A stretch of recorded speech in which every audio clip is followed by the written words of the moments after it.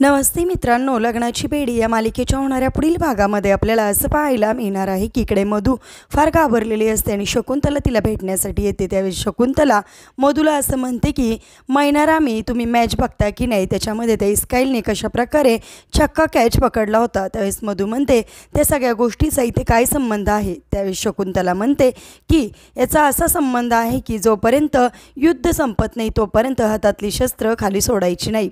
त्यानंतर तिथून शकुंतला निघून जाते आणि तिथे राघव रागाने येतो। राघवच्या हातामध्ये जे ईशानीने सांगितलेलं स्केच असतं ते स्केच असतं, तो स्केच हातामध्ये घेतो आणि मधूला म्हणतो, मधू मला तुझ्याकडून अशी अपेक्षा कधीच नव्हती। त्यावेळेस मधू म्हणते काय झालं।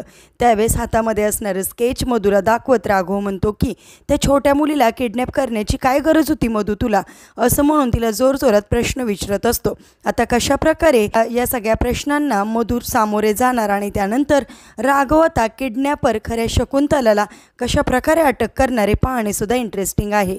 असेच मालिकेच्या पुढील अपडेट्ससाठी तुम्ही आपल्या रंजक मराठी चॅनलला नक्की सबस्क्राईब करा।